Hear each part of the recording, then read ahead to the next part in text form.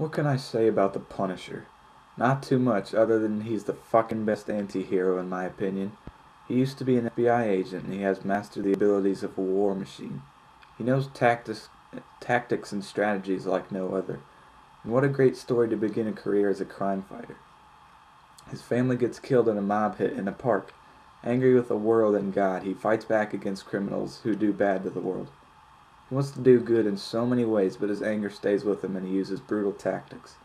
The world doesn't see this as a right way, and that's how he is an anti-hero. But I love the Punisher. I mean, I have his energy drink, 4 of his shirts, his Marvel Knights graphic novel, Marvel Adventures of Punisher Volume 2, another graphic novel with him in it, and his extended cut DVD from 2004. He's the best Marvel hero ever. And recently a third movie was made about him, Punisher Warzone. Now coming into this I didn't expect much because it got pretty bad reviews and didn't make much money at all.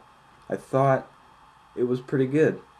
My main disappointment was Tom Jane wasn't in it, the Punisher in the 2004 film. He was the Punisher. Jane said that it was too physically demanding, and I can understand that, but if I was in charge, I would have said just scrap it if Tom Jane wasn't going to be in it. That's what they should have done because Ray Stevenson wasn't a great Punisher. I had a hard time believing that he was the Punisher because I've never seen any version of him look like Stevenson. And that Kevlar uniform was odd because I've never seen that either.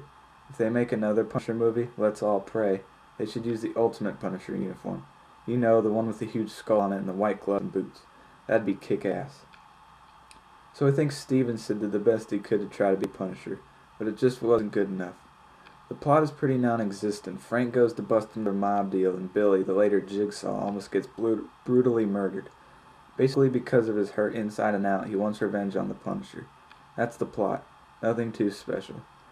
I can tell you the action has improved in one way or another. It's more fast-paced, but I didn't like the fact of how much gore there was. Yeah, the Punisher is supposed to be brutal, but more in the hand-to-hand combat and knives, not the guns. There were splatters everywhere. In one part, he blows half a guy's head off with a shotgun. That got a shock laugh out of me. It was pretty awesome, but not necessary.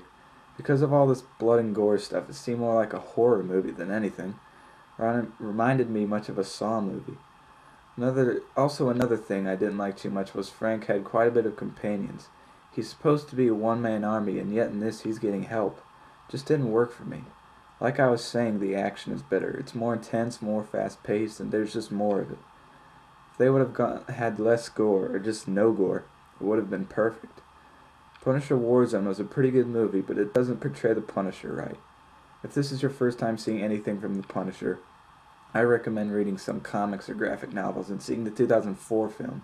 A lot better than this one.